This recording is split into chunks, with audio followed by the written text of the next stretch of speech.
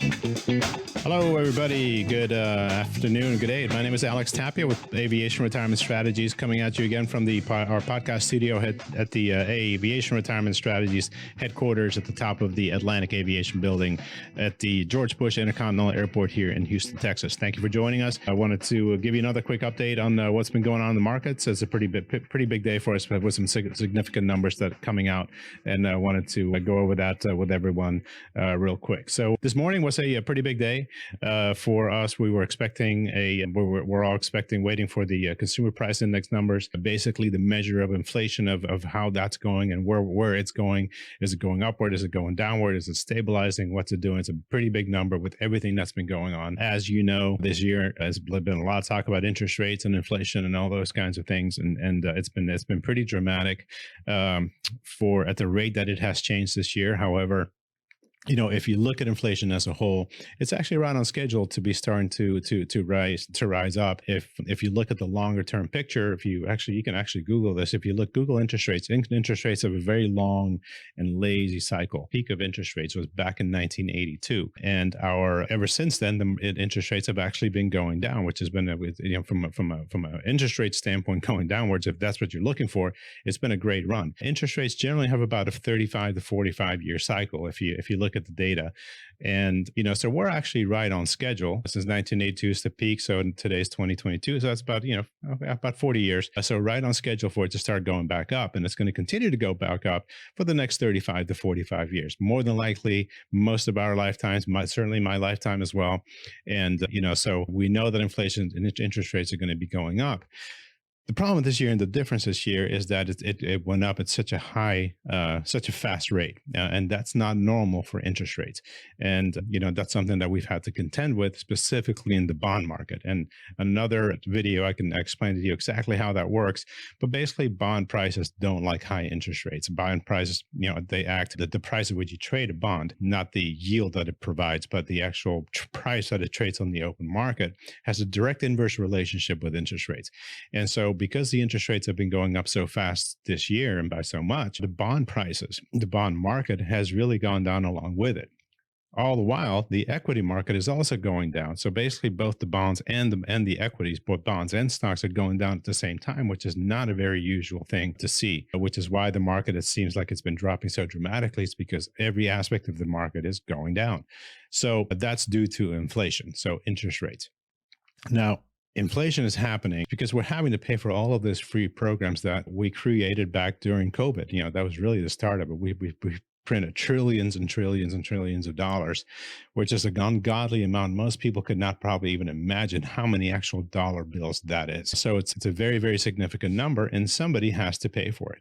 Went into debt by trillions and trillions of dollars in a very, very short period of time. We basically lowered our credit rating. That means that every time we get something, we're going to have to pay for it. And the way we do that is with higher interest rate. Now, there's probably necessary programs that we had to do during COVID, things that make it worse, as for instance, is adding the paying for college loans that are out there. That's just a recent program that they just came out with. And then all of those things are hurting our credit rating, and basically our interest rates is going to go up. And that's why we've seen such a spike in in inflation this year. So what we're looking for as investors is, when is that going to stop? So we know that interest rates are going to go up. That's been something that we've known for years and years and years. That's right on schedule. But at the rate that it went up, when is that going to come back down to actually start normalizing to where it should be? Well, the consumer price index is one of those numbers that provides that for us. And that's what we were looking for today. So what we're looking for today is, we were expecting at about an 8.1% number. And with the actual number that came up today, it was actually 8.3, which was not necessarily a terrible number, but it wasn't necessarily a really good number either. It's not what we were expecting. We were actually hoping that the markets would be, so that the number would have come down a little bit lower than expected. Then you would have seen the markets shoot up into positive territory pretty quickly. But because it came pretty close to what we were expecting, but not exactly what we were expecting, the markets kind of, that little confusion in the morning, as at least the futures did. And we are where we are today. I haven't looked in about an hour or so, but the last time I checked, the Dow and the S&P 500 were up significantly. The NASDAQ was down, and the reason the NASDAQ was down, because that's a tech heavy sector. And when interest rates go up, tech companies, the tech sector does not like high interest rates, and they usually goes down when interest rates go up.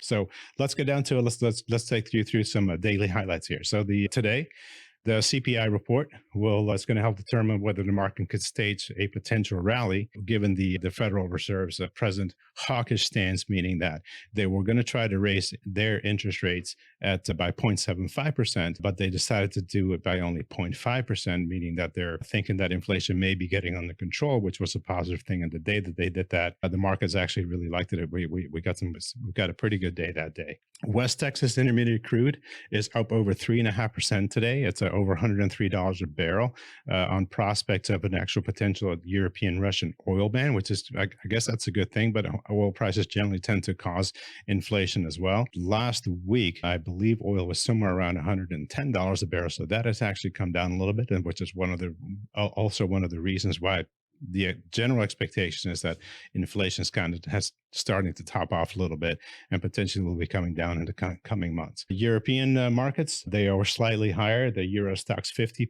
that they paired to earlier bigger gains, but they ended up kind of slightly higher. And also the Asian markets, because of their time zone, they finished mostly higher as China's April CPI exceeded economists' forecasts as well. Inflation, more than likely, at least for the next few months, we think that it's peaked, and so do a lot of other people as well. And as base effects, they push the year-over-year metric down in April relative to March, and the April consumer prices were up 8.3% from a year ago versus the 8.1 that we were. So a moderation of inflation over the coming months is more than likely, provided that's going to give us some needed boost in consumer confidence, where eventually will help the markets as well. So both investors and policymakers, we know inflation will likely stay above target for a while, but we're both focusing on that for that direction to be changing here in the coming months. April data will also probably not likely change the expectation of the Federal Reserve to change their stance on how they're going to raise interest rates.